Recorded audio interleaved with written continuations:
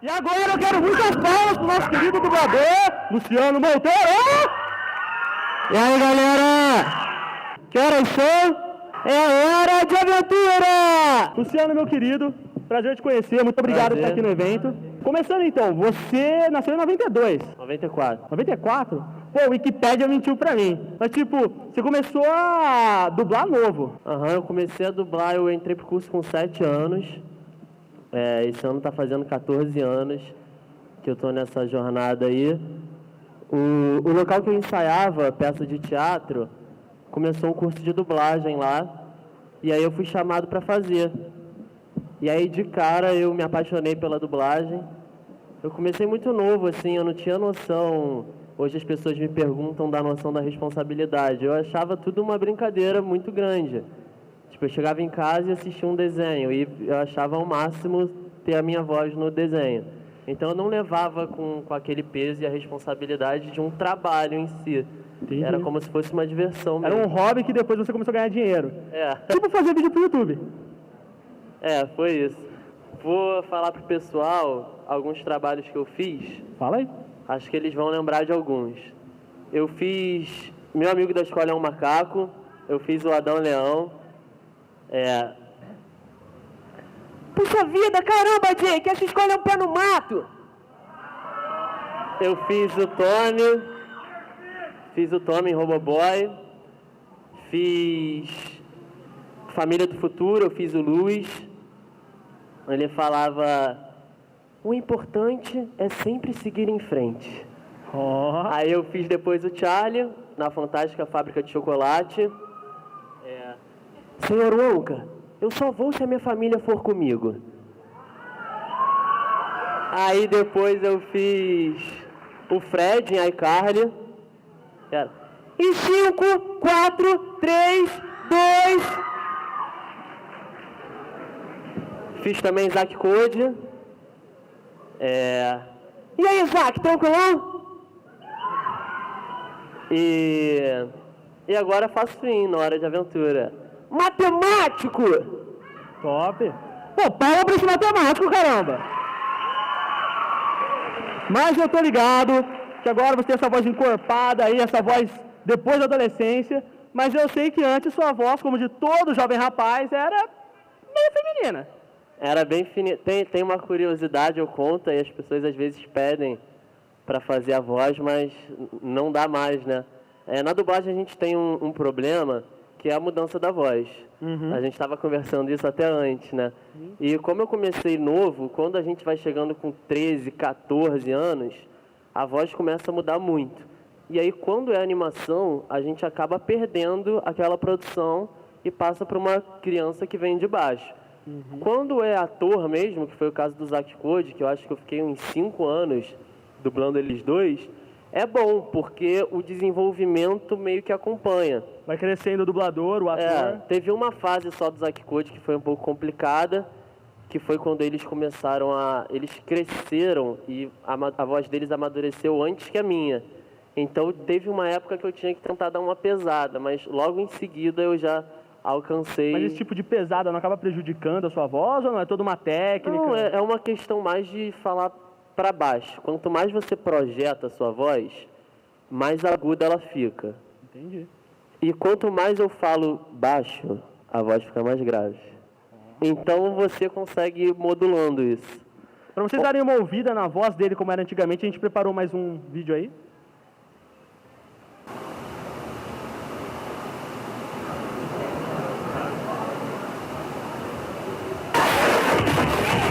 Que bacana, Pichain. Pichain? Sua mãe não me chamou assim quando eu pisei na cama dela ontem à noite.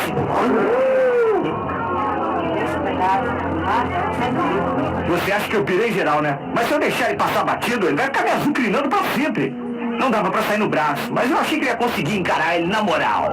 Como é que é? Eu gaguejei?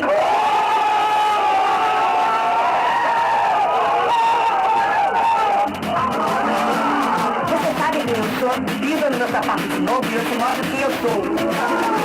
Eu dou um amarelo, toda vez sai, moleque. Eu trago uma brasileira pra cá. Vou te cobrir de tanta pancada que vai dormir de muleta.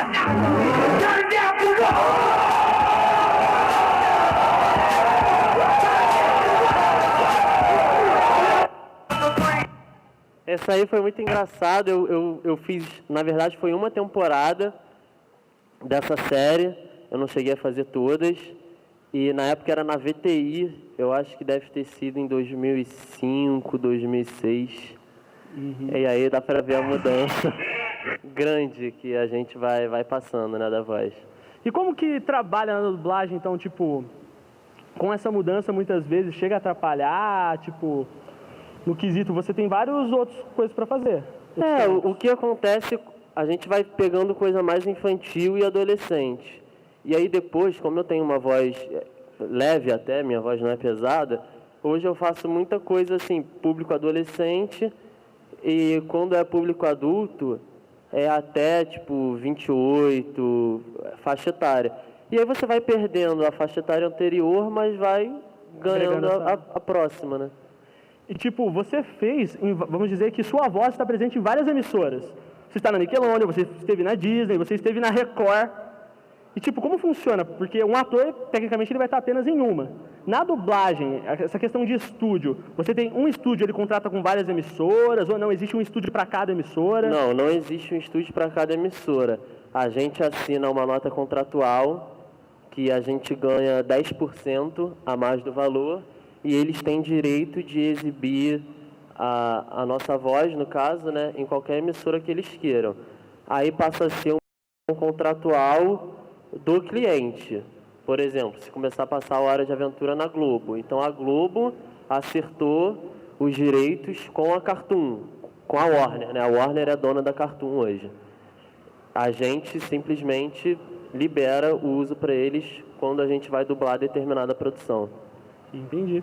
Sim, sou bebê, mas como adulto eu sei dançar. Eu balanço o bumbum como sei balançar. Sou bebê, mas posso seu traseiro socar. Traseiro socar, seu traseiro socar. Sou uma bruxa do mal, vou socar pra brincar.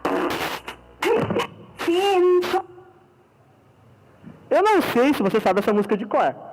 Não, toda não. Mas eu queria muito ver você fazendo isso. Vamos tentar o início. Ó a galera já preparando o Snapchat aí. Não esquece de pôr a hashtag já fecha, hein? Tudo que vocês for publicar. Essa aí foi uma questão também que você tinha me perguntado, né? Da necessidade de cantar ou não. Tem determinados clientes, a Cartoon, que eles não exigem isso. Mas o que eles podem fazer é, no caso da canção, eles substituírem o dublador. Sim, isso a gente vê bastante esse tipo de coisa. Na hora da canção.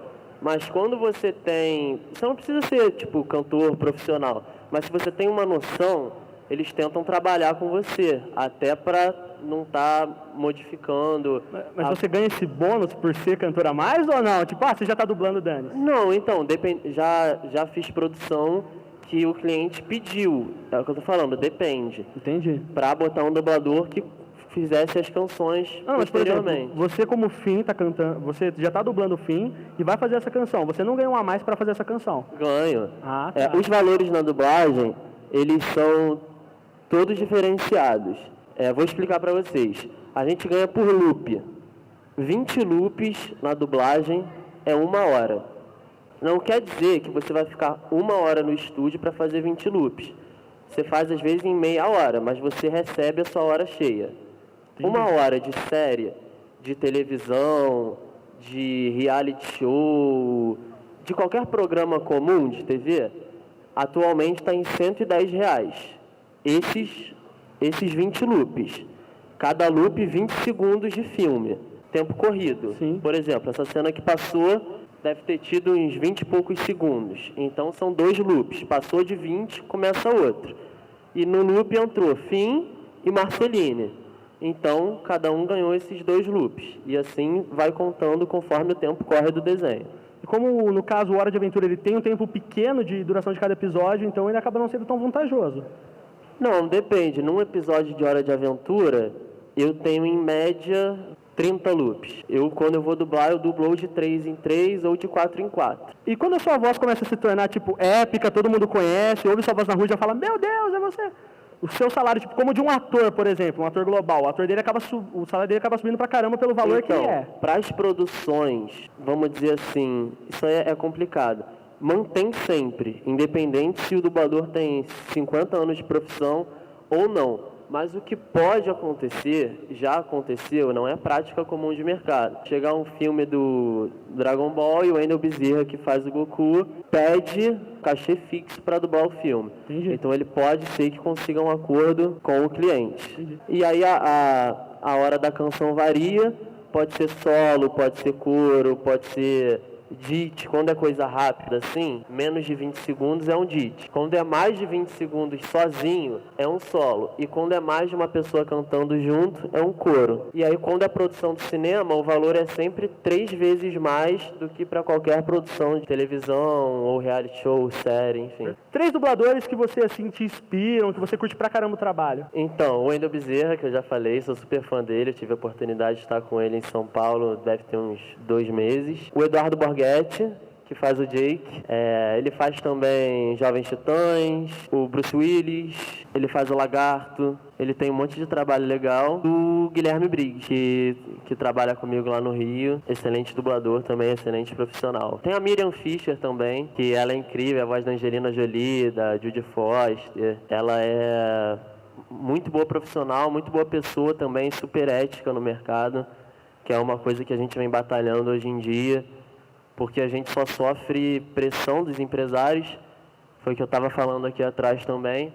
Por exemplo, se eu vou viajar, tiro 15 dias de férias, eu ainda consigo conciliar. Por exemplo, eles antecipam alguns episódios de Hora de Aventura, mas se eu falo que vou ficar fora 1 mês e meio, está arriscado a perder o desenho. Entendi. Então isso é muito importante para o próprio público que assiste, que acompanha, que gosta, fazerem as críticas, porque hoje em dia com as redes sociais os clientes estão muito atentos a isso. Com certeza tem uma boa parte da galera aqui que assiste Game of Thrones, e para quem não sabe, as 5 primeiras temporadas foram dubladas no Rio, e a 6ª temporada não foi problema com o estúdio nem com o dublador, foi simplesmente uma opção do cliente, ela veio para São Paulo. Entendi. Não que o trabalho de São Paulo seja pior ou melhor que do Rio. Tem trabalhos que aqui ficam melhores que lá. Mas essa treta existe. Não, eu acho que existiu muito. Eu acho que hoje em dia está muito amenizado. Mas eu acho que além disso, eu acho que é uma coisa em respeito ao público. Você assiste uma série que foi 5 temporadas foram dubladas aqui em São Paulo, vai para o Rio, as vozes vão mudar todas dos personagens que você está acostumado com aquelas vozes. Então não é legal para o público, não é uma questão Rio-São Paulo, poderia ser Minas e Rio Grande do Sul, mas eu acho que é uma questão de respeito com as pessoas. E infelizmente, essa cultura da dublagem ainda não é tão forte a ponto da pressão das pessoas conseguirem modificar determinado trabalho. Então agora já ergue o celular, vamos lá. Eu vi um aí pra esse momento, uma gritadinha, vai. Bora lá. Sou bebê, mas como adulto eu sei dançar. Eu balanço o bumbum como sei balançar. Sou bebê, mas posso seu traseiro socar. Seu traseiro socar, seu traseiro socar. Se é uma bruxa do mal, vou botar pra gritar. Acho que era isso.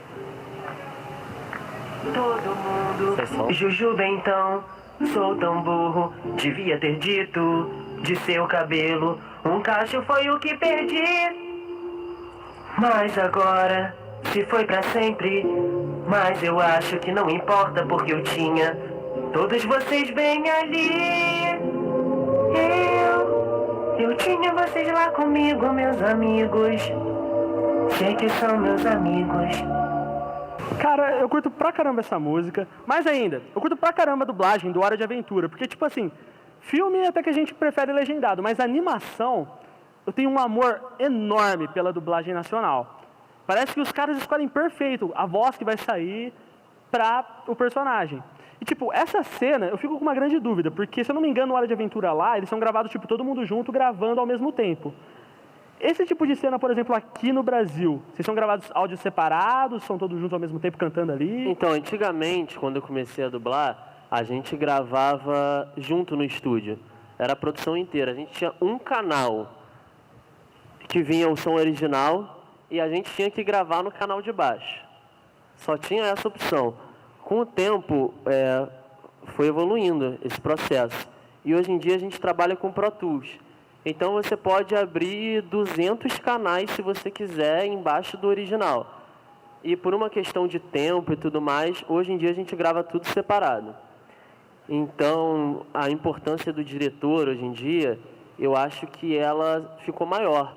Porque você tem que dar a entonação correta. Eu respondo a frase tendo que saber como a pessoa me perguntou. Entendeu? E eu acho que isso perdeu um pouco da essência da dublagem. Eu gostava quando eu gravava junto. Eu acho que tinha mais química nas cenas. A amizade da galera. A amizade da ali. galera também. Enfim, mas eu acho que quanto mais tempo vai passando, o Hora de Aventura, por exemplo, eu acho que hoje a gente está dublando, acho que é já a 6ª temporada. Eu acho que quanto mais tempo vai ficando melhor. Porque a gente vai se conhecendo, a gente vai assistindo quando dá e vai aprendendo mais sobre o trabalho do outro. Então a gente consegue... E a personalidade também do personagem vai ficando cada vez mais forte. Que é um processo de construção. Quando a gente começa, a gente recebe uma sinopse muito breve assim, sobre o personagem. Tipo, Finn, garoto, tantos anos, alegre, vive num mundo pós-apocalíptico. É tipo isso. E a gente tem que começar a criar em cima. É legal falar também nesse assunto sobre a liberdade que a gente tem de estar criando no personagem. O Hora de Aventura é um desenho que a gente pode alterar o texto à vontade. Às vezes a gente pega uma frase que ele fala: poxa vida, Jake. Não vai falar poxa vida, Jake. A gente fala: caramba, Jake, não acredito, Jake. Mas então, vocês têm essa liberdade artística para poder mudar esse termo ou o diretor que tem? traz A gente isso? tem essa liberdade até certo ponto. Porque tem coisas que são questão de adaptação. Por exemplo, a princesa Jujuba, no original, ela é princesa Bubblegum. E Bubblegum, em português, seria chiclete. Mas a gente não pode falar princesa chiclete. Além de ter o problema do gênero, tem o problema da marca, do chiclete, que é aquela... A gente tem muito problema assim. Isaac Code tinha muito problema, não podia falar drink, porque eles ligam a bebida alcoólica e é um programa assistido por um público infantil muito grande. Na Disney você não vai ver ninguém falando nossa, porque eles ligam a religião Nossa Senhora. Nossa. Então a gente fica às vezes super restringido. Vocês veem filme às vezes aí, eu entendo, eu também não gosto. Quando eu assisto e falo assim, não, porque ele pegou aquela caneta. E tá claro que o cara entrou de capuz, ele roubou. Mas a gente não fala, não é porque a gente não quer ou porque a gente errou, é porque não pode falar. Tipo aquele esquema dos tiras. E aí a gente tem que ir adaptando tudo. E nem sempre consegue passar a real situação, mas subentende que tá todo mundo assistindo também, né? Seguinte, galera, vocês vão naquele brother ali chamado Pedro. Primeiramente, seu nome. Meu nome é Pedro. Eu queria saber se tem algum personagem que você fez que tem a sua voz original ou alguma coisa parecida com a sua voz original. Entendi. Bom, a maioria dos personagens, quando a gente começa, a gente não altera muito, foi o que eu falei. Às vezes a gente tenta projetar mais ou botar mais introvertido o personagem para se adequar. O que acontece mais é da nossa voz ir modificando ao longo do trabalho. Não necessariamente a gente começa com uma voz diferente da nossa. Sem contar, tem uma curiosidade, muita gente deve perceber isso. Quando a gente grava, e a gente não sabe nem explicar isso direito porque acontece. Quando a voz passa pelo filtro do microfone, depois vai para a mixagem, ela acaba alterando, é um mínimo, mas ela acaba dando uma alteração. Ela nunca fica igual à nossa voz original, idêntica. Seu nome? Meu nome é Ana Carolina. Eu quero te perguntar, como você se sente quando alguém está falando com você e reconhece a sua voz de algum desenho que você fez? É estranho, porque na maioria das vezes, como a gente trabalha com a voz, a pessoa não reconhece a gente. É mais difícil, acontece da pessoa estar na rua e te reconhecer. Mas a pessoa começa a conversar com você e aí ela começa a te olhar diferente. Aí ela fala, tipo, eu te conheço de algum lugar. Coisas assim, aí você fala, e eu sou um pouco tímido, é engraçado falar isso, e às vezes eu fico quieto. Tem situações engraçadas, tipo, eu tava no metrô uma vez, e aí eu fui atender o telefone, e aí tinha um garotinho assim com o pai, e aí ele ficou, pai, é o fim. Aí o pai dele ficou olhando assim, tipo, fica quieto, tipo, meu filho tá maluco. E aí ele ficou olhando pra mim assim, aí ele desceu e eu não consegui nem falar com ele, entendeu? As pessoas reconhecem, mas elas não necessariamente sempre sabem de onde vem, elas sabem que é de algum lugar. Mais alguma pergunta? Vinícius, eu queria saber para uma pessoa que vai começar na dublagem, quais são os primeiros passos? Boa pergunta. Quando você é criança, vamos dizer assim, que é mais fácil por um lado. Porque eu tirei meu registro de ator, o meu DRT, por experiência, por trabalho. Até os 15 anos, você pode trabalhar sem ter o registro. Então, como eu comecei com 7 anos, quando eu cheguei nessa idade, eu dei entrada no meu processo, no SATED do Rio, que é o órgão responsável pelo seu DRT, pelo seu registro profissional, e consegui tirar por tempo de experiência. Nessa idade, a criança pode fazer o curso de dublagem e depois tem que correr atrás. Tem que ir atrás de curso, tem que tentar conseguir um teste nas casas. E eu estava conversando isso com ele também, que hoje em dia acabou ficando um pouco mais complicado nesse ponto, porque os diretores eles já querem uma pessoa que chegue preparada para o mercado. Antigamente, a gente pegava um filme, a gente tinha 13, 15 dias para dublar o filme.